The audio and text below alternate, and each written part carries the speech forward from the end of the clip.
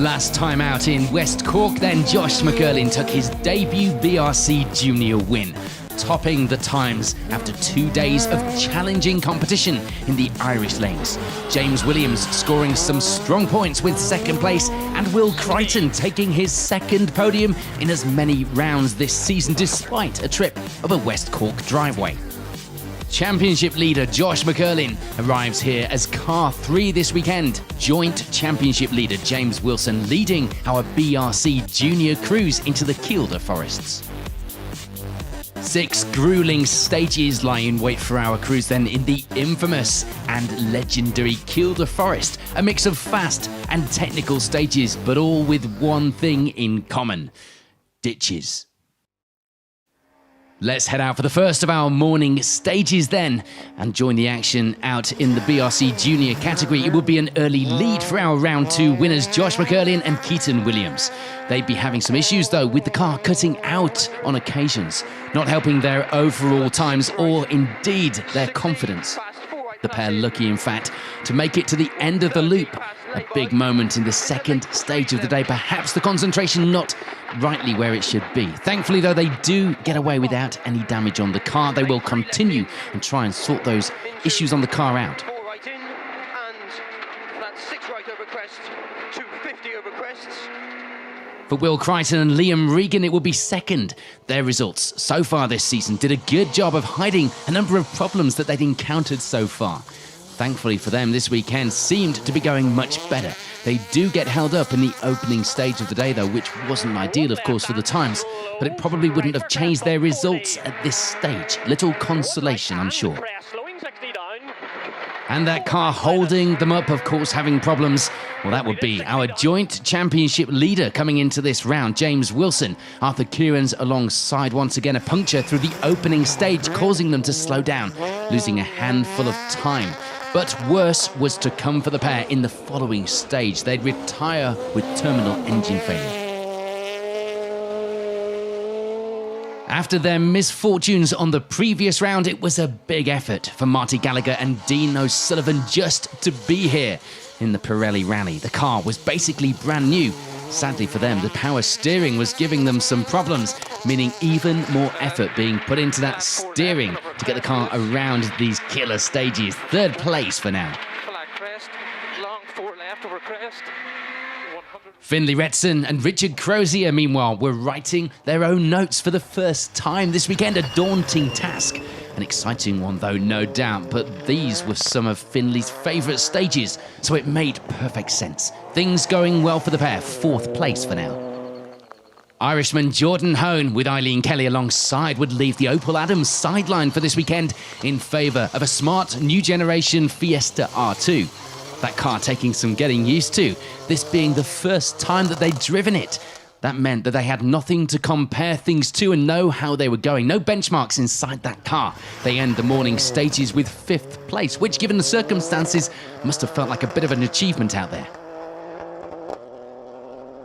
Another crew this weekend having a massive effort just to get the car here was Scott and David Sloan. Some long hours in between West Cork and this weekend had paid off.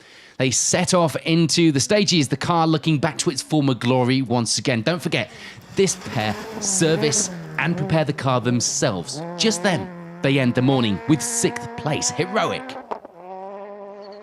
There was at least one crew that wouldn't be happy this morning though. Rory Bell and Darren Garrett. They get midway through the opening stage and run wide on this corner, putting the car off the road and into one of those notorious Kielder ditches that everyone talks about. There wouldn't be any damage to speak of, but that car wasn't coming out of there in a hurry, and certainly not under its own steam. And they weren't the only crew with a bit of frustration early on. In a strange turn of events, the very same corner would see the end of the road for Bart Lang and Sinclair Young. The pair running as the next car on the road, slipping off the road in exactly the same place as Bell. The Kielder ditches starting to resemble a bit of a car park already. Clearly a very frustrating and disappointing end to a very short-lived rally for 2 of our junior championship contenders. So with the morning's opening stages complete, it's already an action-packed and attrition-filled event so far.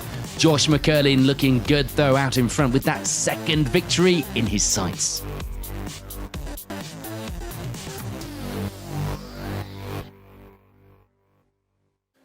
On to the next couple of stages, and there would be no change in that lead for Josh McCurlin and Keaton Williams. No dramas to report in this loop of stages for the pair. They keep it tidy and open up a comfortable 1 minute lead at the top now.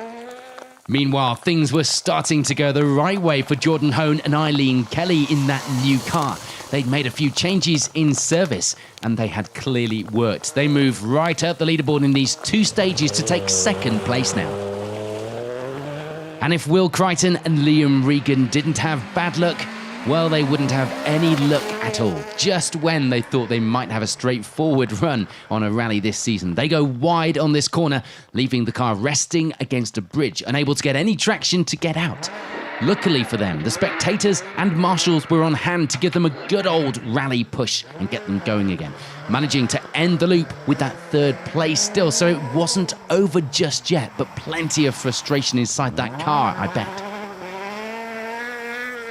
Things still going to plan though for Finlay Retson and Richard Crozier. The notes were working well, the pair enjoying these stages.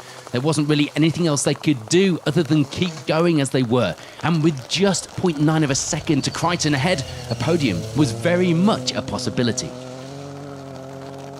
There was frustration for Marty Gallagher and Dean O'Sullivan then. Those power steering issues would continue. Marty would certainly be feeling this rally by the end of the day. They keep things going though, they end this loop with 5th place in fact. And for Scott and David Sloan, there'd be no change. They just wanted to get to the finish and enjoy the rally after their manic pre-event rebuild. And apart from a little spin, they were doing just that in 6th place. 4 stages down here in Kilda then, 2 to go here at the Pirelli Rally. That lead looking unlikely to change, but as we have seen so often in rallying and so far this season, anything can change.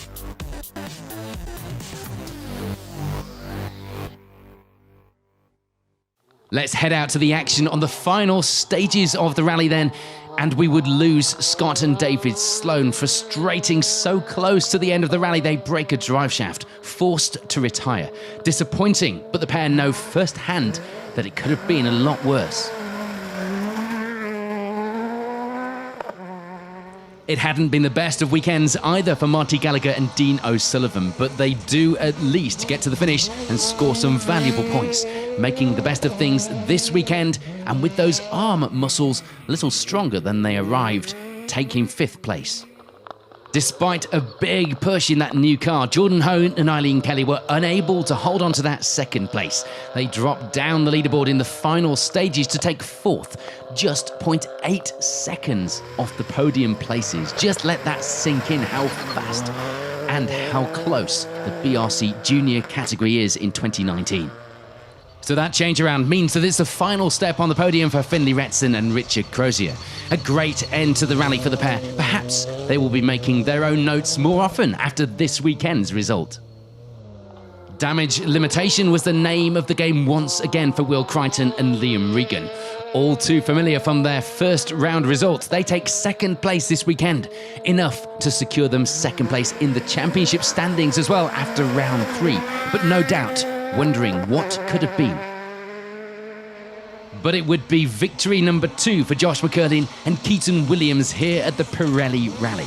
A well-deserved win as well. The pair clearly on good form now, and with a victory on both the asphalt and the gravel, they were clear, serious contenders for the championship as they lead the way midway through the season. Confirmation then of the final leaderboard here at a very challenging and action-packed Pirelli Rally.